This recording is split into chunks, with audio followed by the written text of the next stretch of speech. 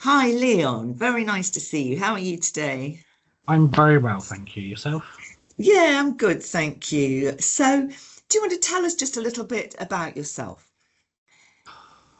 Always hate answering this question. Um, so I'm originally from Taunton. I've grown up the last 7 years within the care system, but I've been involved with social my entire life. Um, and I've just recently moved to Wales, where I'm trying to settle down, and I'm doing college courses on SEND, care experience, as well as mental health, Mhm. so I can increase my knowledge when I do other projects similar to this. And just to say, you're a member of our Youth Insight group, working with the Nuffield Foundation on our grown up uh, journeys to adulthood. So it's great to have you involved in that as well. So we're going to talk a bit about the experience of care experienced young people and that journey to independence. And shall we just start off? So, obviously, becoming an adult can be both an exciting and a daunting experience in equal measure for any young person. Uh, do you think that there are certain things that make this period of transition from childhood to adulthood more challenging or daunting for care experienced young people? Absolutely.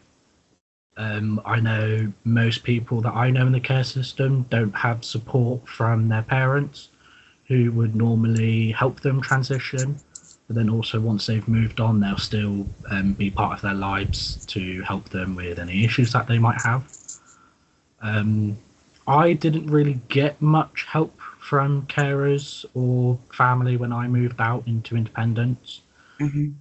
No one had actually really explained to me what I needed to do, like claim for benefits or how to manage housing budget or anything like that. Um, so I really struggled a lot. I had to rely on some of my old friends who have been in the system and been through it, which I'm lucky I had them because not a lot of young people will have that support system around them. Uh, do you think there's a pressure for care experiencing people to be independent before they're ready?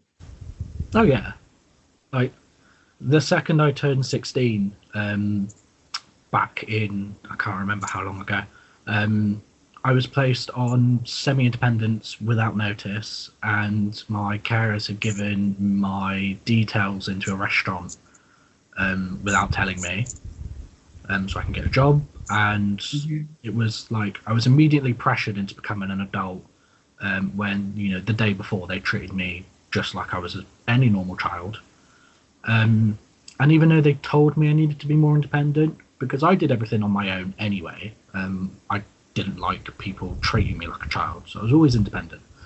But they had never given me any advice on how they expected me to be independent. And I know a few people who've felt the same way. So, did it feel like it was a cliff edge that you were facing? It wasn't even a cliff edge; it was just I was already falling down the cliff. I had Right. completely skipped that whole cliff edge analogy, and I was already falling um, from at 11:59. I'm 15 years old. I'm still a child, and as soon as it turned midnight, I'm expected to be a whole new person, an adult. So, there really wasn't the support available to you. So, we know from the research that relationships and support networks are really important when growing up.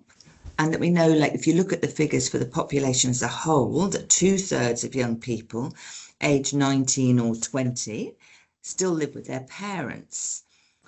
So, so my question to you is really, do you think that the care system, in terms of how it's currently configured, works well to support young people in care develop and maintain relationships with the people that matter to them?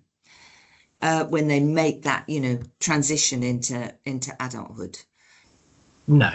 Um, you'll come to realise that I just hate the system as it is currently. Yeah. Just in general, I dislike it completely. So I never had any support when it comes to developing or maintaining relationships with anyone.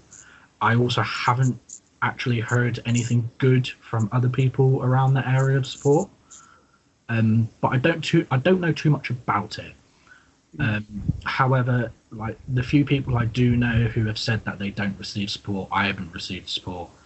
I would just change that in general. So, it could be simply a worker sitting down with the young person in order to discuss avenues on how they could potentially make new friends or build new relationships. And if there's an issue with the current one, like family, because family is a very big thing for us, in keeping that, just to sit down and talk about what the issue is, how to rectify it, and maybe do a meeting, whether it's yourself, your worker, and a parent or whoever the issue is with, and try and rectify it.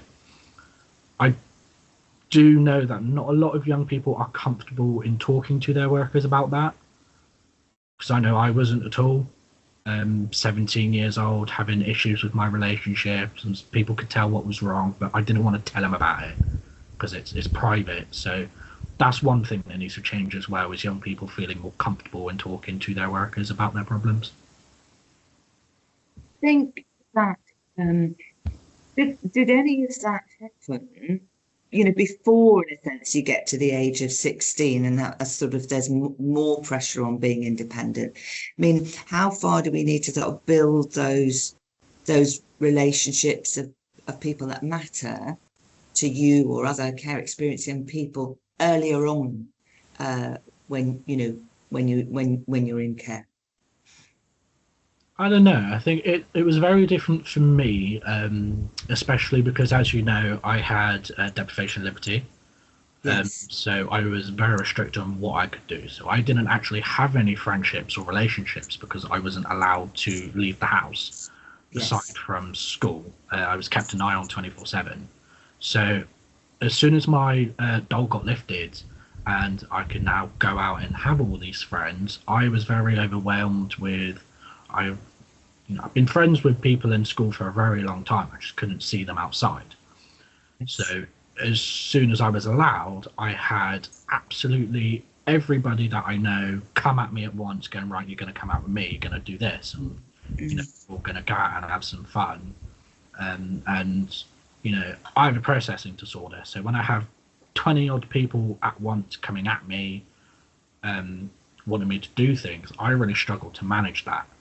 And some of my workers just told me to deal with it. I'll get used to it in the end, which I did, but that's not really sort of how they should have gone about it. They should have gone, right, they should have prepared me on going out, being safe, what to do, what not to do, and sort of basic things like that your parents would normally teach you growing up.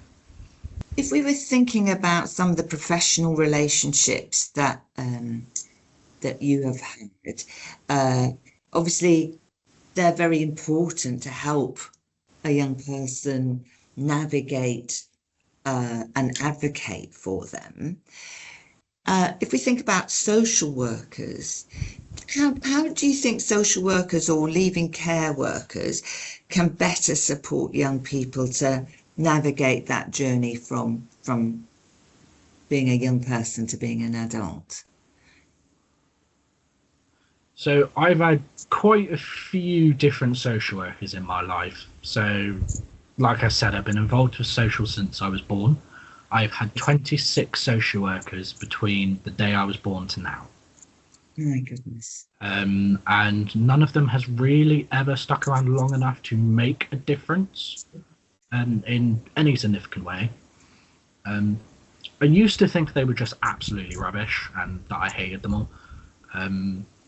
But more so now, I have discovered how little they actually are, how underpaid, how underfunded, how undertrained, and how massive their caseloads can be. So I think one way to support young people was for them to have less of a caseload and more workers for it to be spread across, and also giving them better training.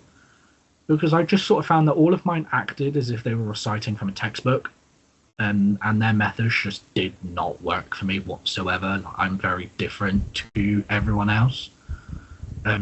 So they need to take a more diverse and holistic approach when working along young people, because my needs are going to be different to another young person's needs and vice versa.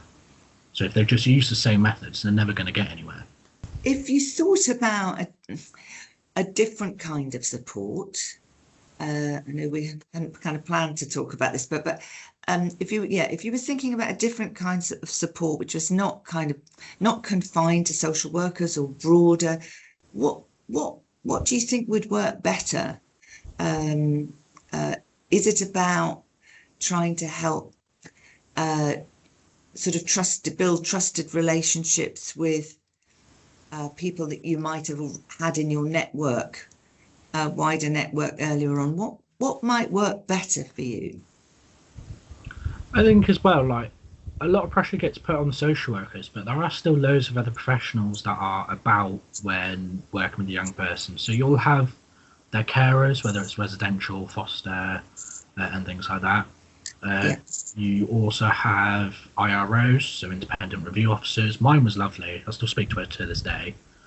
I also had a court-appointed guardian when mine was going through family court. So, you know, she looked after me and advocated for me. I also worked with FCAM, so I had an FCAM advocate as well. I had Route 1 advocacy, so independent visitor. So all these, professional, trusted adults that independently were okay, but it would have been so much better if they worked together to support me, because all of them have worked with me in an individual way. So my carers lived with me for 48 hours on and on. So they get to see me, 48 hours a day and see how I am. And then my court-appointed guardian advocated for me when it came to decisions about, whether I see my family or not. And then my independent visitor would take me out to things like Costa, McDonald's, just sort of like a paid friend. So they all saw me in different manners. Some of them liked me, some of them didn't like me because, they saw I was different acting to them. But if they all worked together to create a picture of this is his needs, this is what we think that might benefit him, and all of their opinions together, I'm pretty sure would have created a better support for me, at a professional standpoint anyway, than just all of them having their own opinions and fighting with each other about it. Post leaving care foster mum works. So it's something called stepping stones. So I live in her house on a tenancy agreement, so I pay 120 a month, and she just basically treats me like I'm her son, really. Very lenient on the rules. It's not as sort of structured and demanding as like a residential home, where you have got fixed rules you need to follow. Otherwise, they're going to phone the police on you if you're 5 minutes late to getting back home or anything like that. As long as I let her know in advance I might be late or I'm going to stay out for the night, she's, that's absolutely fine with her. And then also as well, she is trying to help me in things like ASDAN, so that's booklets we complete in order to get gold banded and find a house, so she can do that. But also, like, for me, I didn't really have parents. Like, my mum was never in the picture. My dad, he was there, but he had loads of other kids to focus on. I was the oldest, so pretty much left out. So it's given me an experience of knowing what it's like to have a parent. Because that's one thing I hated, like, going around with my friends and they're talking about, you know, their mum and dad, and I'm just sat in the corner because I just cannot relate. I was thinking about stepping stones and the way in which your sort of after leaving care foster mum works. Is that something you think could be expanded or put in place more generally for people when they're leaving care? I mean, potentially, my stepping stones worker, which is like a social worker, but you know, for stepping stones, is brilliant. I think if she was my social worker throughout my entire life, I would actually be all right. And it wouldn't have taken so long for things to get done because she's just so on point. If I tell her I want something, she'll do it. And also, she's given me quite a few opportunities as well. So, like I do with the Youth Insight group and what I'm doing for this, they want me to do the same thing for stepping stones provision. So, go around and talk about stepping stones and go to London and talk stepping stones, which is great because it's more opportunities for me. Yes. And I love it anyway. So we've got one last question, and in lots of ways you've answered this already, but if you could change anything about the care system to help every young person in care thrive, what would you change? I don't think we actually have enough time in our lives for me to answer that question. And I don't think I can leave it at absolutely bloody everything. But my main focus has been to fight for children's voices and make sure that their voice is heard. Because, like a lot of people, including yourself, I believe it's the most important thing for, you know, the young person to have a say in what they want. But you don't really hear many cases of where that's happened. So I would like for more young people to be included, whether it's, you know, simply having a say in their CLA review, their EXEP plan, all acronyms under the sun, like, because there's bloody loads, you know, to have a say in it. Because ultimately, the decisions that professionals make for us, like social services, CAMS for me, virtual school, carers, IROs, absolutely everyone, everything they say is going to have an impact on me. They might think it's the right thing to do, but I'm not, and it's my life, so I should have a say. So that's one thing for me, just mainly is for everyone to have a say. Secondly, as well, as I've mentioned before, I feel like everything they do is recited from textbook. Like, we're not the same, stop treating us the same. Like, yeah, I'm a huge fan for equality, and we deserve equality because a lot of people, you know, treat us differently because we're in care. You know, it's a derogatory term, I think, because it means that, you know, others are going to think we need caring for. We're not. We're perfectly capable. But really, if they are, you know, reciting from a textbook, that needs, like, it's about time it's updated. You know, it really needs to include all the differences we have, how to work with us and support all of our needs as individuals rather than just as a group. Just because we're all in care, we all have different reasons for being in there, different needs, different resources, different coping strategies, that they need to include. And I just think that there needs to be more housing provisions in place, more social workers, more workers, just more of everything,